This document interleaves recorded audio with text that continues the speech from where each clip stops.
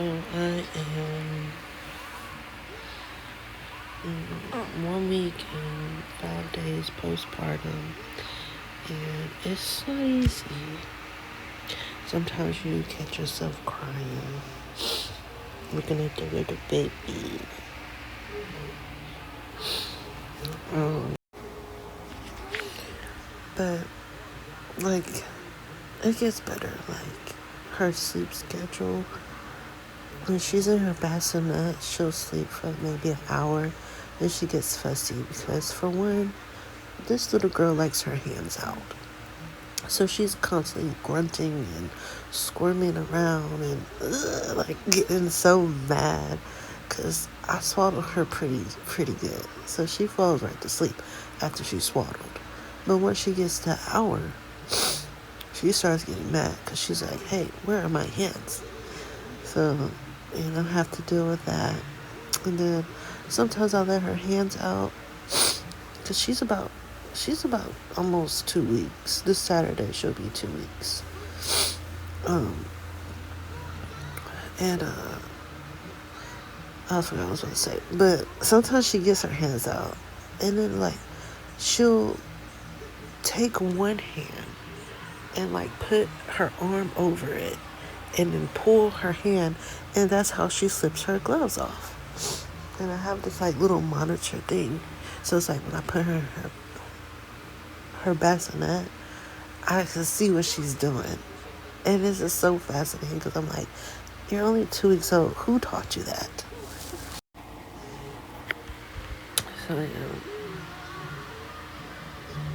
we were doing skin to skin because I'm like, okay, I know for a fact I can get 2 consistent hours of sleep, skin to skin.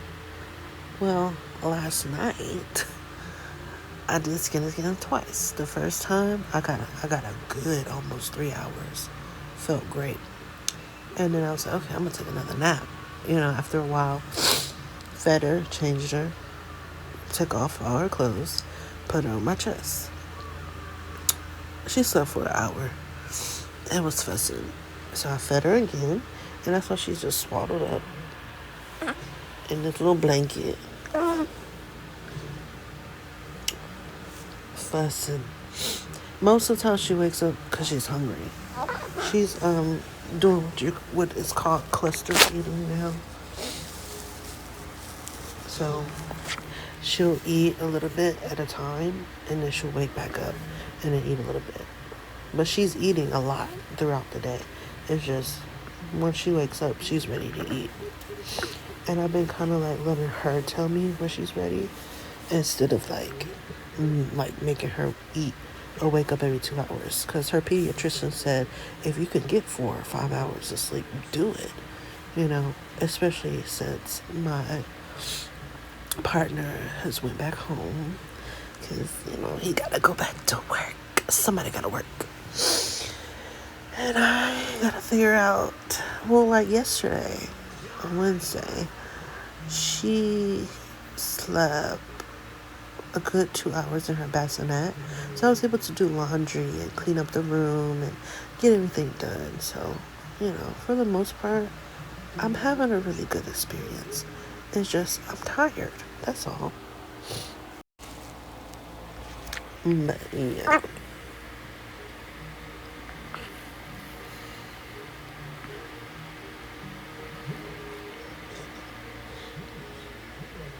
That's my baby. But yeah. I'm just grateful for the experience, and sometimes I look at her and I'm just like, this is not real. Like, even being pregnant, and like, it's just not real. It's not real, but it's so real, right? And real quick, I just wanted to go over the birth experience. I know you guys seen the video, but and I know it took a while for me to upload because it's been crazy. Like, I can't believe it. She's almost 2 weeks old and I'm 2 weeks postpartum. Like, everything is just going so fast. So, just a little bit of a quick little rundown. We want to tell the story. So basically, when I was in, delivering her. Well, first of all, let's just say, okay, so they had me on magnesium for I think it was because of my preeclampsia. I ended up having preeclampsia, like towards the end of the pregnancy, which was kind of weird, but and I still have the hypertension. I still have it to this day. You know, I'm still taking blood pressure medicine. So they just had me on like a whole bunch of different drugs, and they inserted a catheter and a Foley, and then they started me on Pitocin, and at like 3 centimeters dilated, I couldn't. It was the catheter that made me like, I'm not going to be able to sleep. I know that nurse had her hands full of me. I'm like, how can I pee? I can't pee with this in. Like, I've never had a catheter in, so it was like, and then everybody's like, just pee. So I tried to pee, and I felt like I peed on myself. It was a weird experience. So once they gave me the epidural at like 12 o'clock in the morning, I felt better, right? I think she's pooping.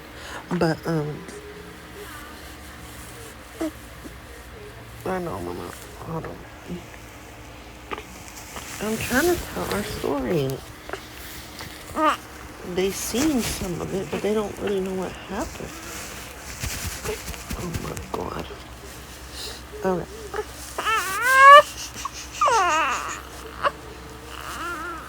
I'm hungry. You want some more food? Okay. Let's eat. And then right when I said let's eat,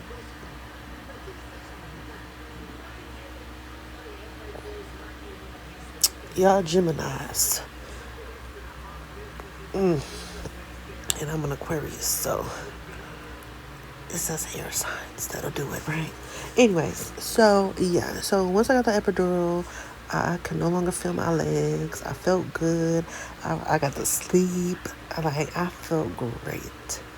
And then that was like early in the morning, like 12 o'clock in the morning, right? And I slept, and I was, it was good. Then they inserted the Foley that next day, or that same day, like later on, and that progressed. I think I dilated to like 4 centimeters, 4 or 5, and then they upped my Pitocin. And once they put me on like the second dose of Pitocin, my epidural ended up wearing off. So towards the end of labor and delivery, so I'm like maybe like anywhere from 7 to 8 centimeters, I felt all that pain. And my nurse was like, well, the epidural is not supposed to take away the pain, the pressure, like in my vagina. And I'm just like, well, what's the point of an epidural if it's not going to take away the pain or the pressure or whatever? And I kept telling her, I was like, something's not right. And they ended up, because I was in pain, my blood pressure was rising, right? It was rising. So they ended up putting me on some type of other medicine. And I'm like, look, lady, I need epidural. Like, I was hounding her.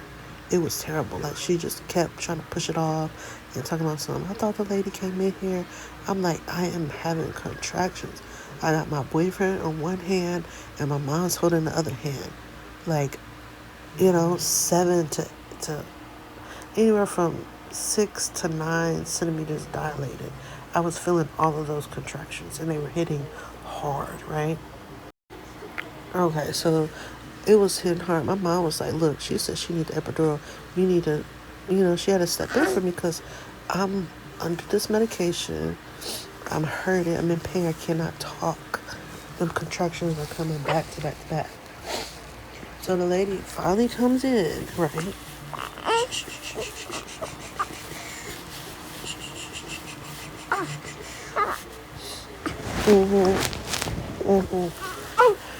Okay.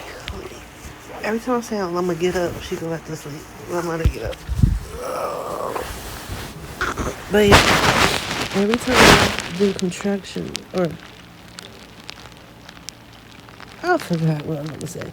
But basically, the lady finally came in. And I don't know what was going on because I was having them contractions back to back. and they was just talking.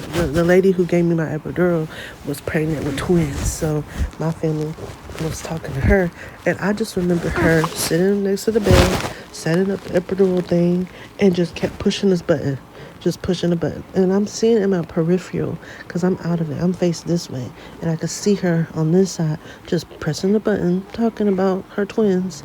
And then she was like, it'll kick in within 30 minutes. I kid you not. When she left that door, I felt nothing. My mom was like, because, on the monitor, they can see your contractions. She was like, do you feel that? It was like 90% or something. I was like, no, I'm on drugs. I don't feel anything. Okay. So, yeah, I didn't feel nothing. Like, that lady turned it up on 100. Like, I don't know. Yeah, mama, gonna eat. But, yeah. And then I kid you not. So, after she left, and like maybe 15 minutes after that, my doctor come in, right? And I thought he was just checking to see how far I've dilated, right? He comes in, he says nothing. 2 seconds later, the whole staff in the building comes in my room. And I'm like, oh, I must be 10 centimeters dilated. Mind you, I can't feel anything. I don't know what's going on. I'm on all these medications and drugs and all of this and that. The whole staff come in. I look up. There's a light coming down from the ceiling. You think I'm exaggerating? Like, literally, they had a light in the ceiling that they pulled down and took out. And I was like, what is going on? And all I remember is nurses grabbing my legs because I could not feel anything. Like, anything.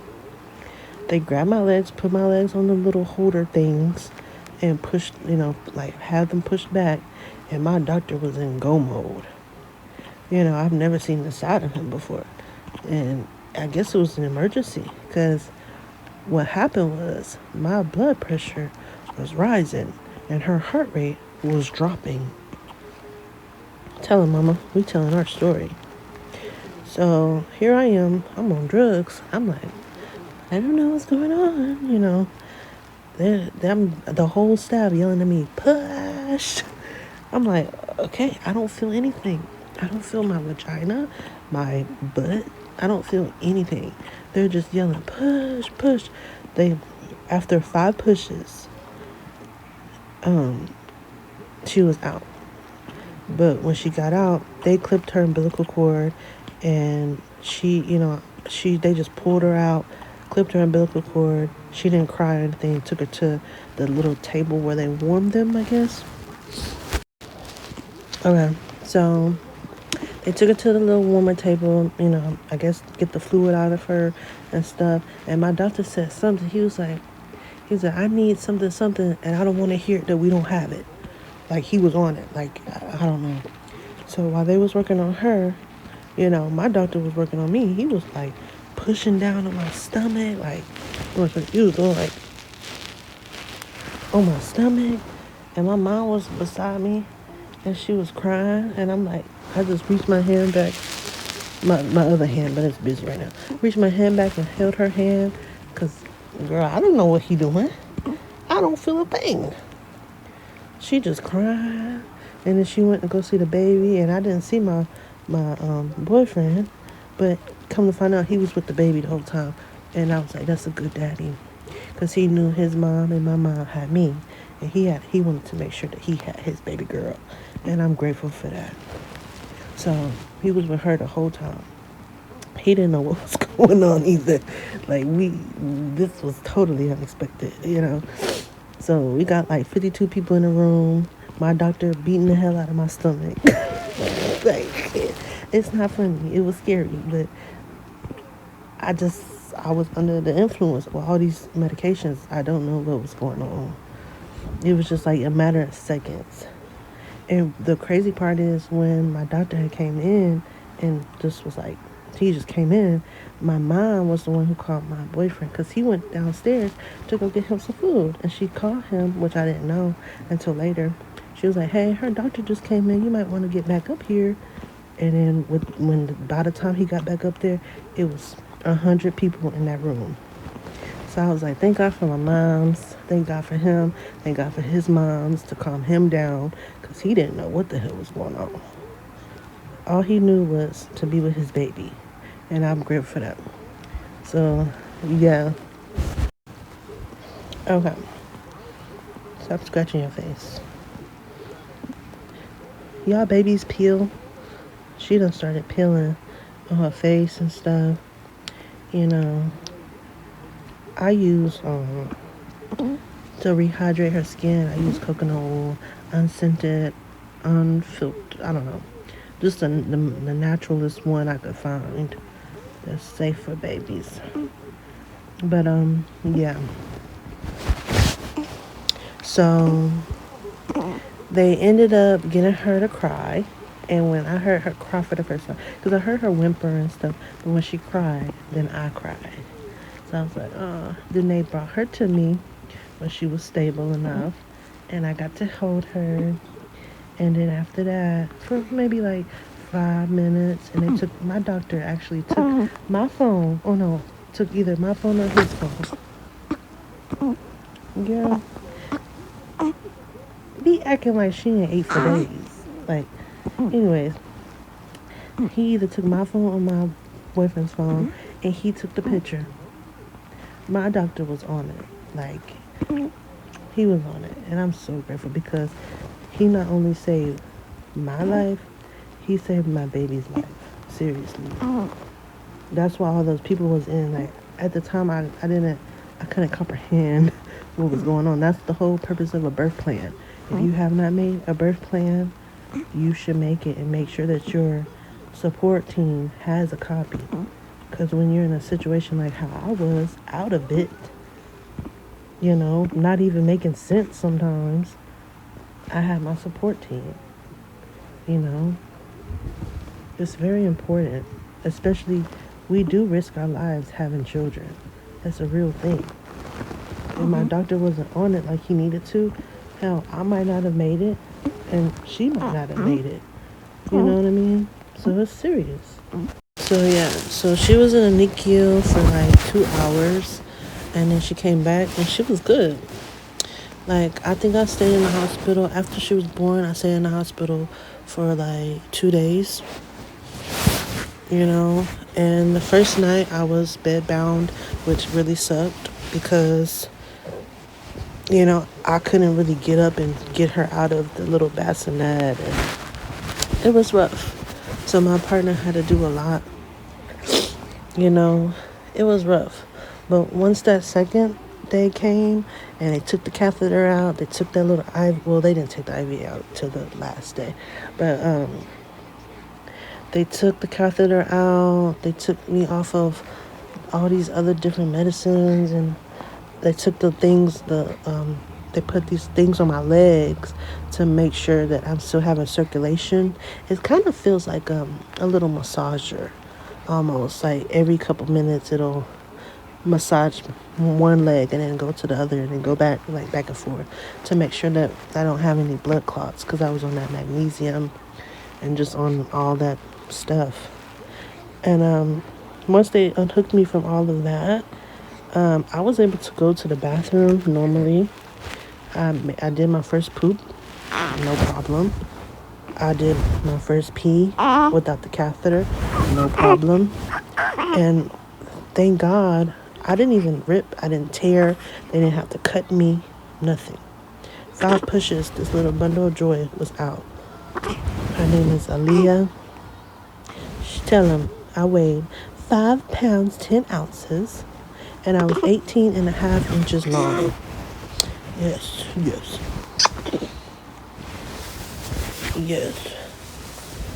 18 and a half inches long. She was a little baby, but so precious. Got everybody in love. You know, it was definitely an experience. It was scary once, because at first I couldn't like fathom what happened. I'm just like, I have a baby, right? But when you start really fathoming what happened and like how she got here and stuff like that, and like how my doctor literally saved my life and her life, like, you know, it was a lot, and I cried. I cried because I was like, dang, you know, I couldn't mentally prepare you for anything like that. But I'm just so grateful and thankful. Like, it was definitely an experience, and it wasn't a terrible experience, but you know, it wasn't the greatest experience. But I'm thankful. I'm grateful. I told myself that even though I had the preeclampsia and the hypertension and swelling and all that and having to go to the hospital, I said, I'm having this baby vaginally. Even though everybody around me was having C-sections, and I mentally prepared myself for a C-section just because of what was going on. I told myself, I'm not having a C-section. I've never had no major surgery a day in my life. I'm not having one to get this baby out. I'm pushing her out. And damn it, I pushed my baby out. And I didn't have not one tear. But mind you, that Thursday, before I went to the doctor, that Thursday night, I did 50 squats. I did some yoga. You know, I tried to move my body around as much as possible. You know, try to eat healthy. I didn't even have to use my coconut oil, you know, because I was out of it for one. But I had brought coconut oil for my doctor to put down there when it was time to push, you know, because I thought it was going to be like a normal labor delivery situation. But, you know, God has bigger plans. So here we are today, 1 week and 5 days postpartum and after birth. Here in the fresh flesh, living and thriving. It's not easy, but we're here and we're making it. And I cry, I get angry, I get frustrated, especially at night. But you know what? It's all worth it when I look at this little hand right here. It's all worth it. When I look at this little foot right here, it's all worth it. When I look at this little head of hair right there, it's all worth it, you know? So, that's it. Just a quick little update. I'll just say this is 2-week postpartum video. Because we only got like 2 days. So, yeah, your girl is good. Hope y'all enjoyed all the other content that I have made thus far. And we made it to the end game. We made it to the finish line. I'll catch y'all next time. Bye.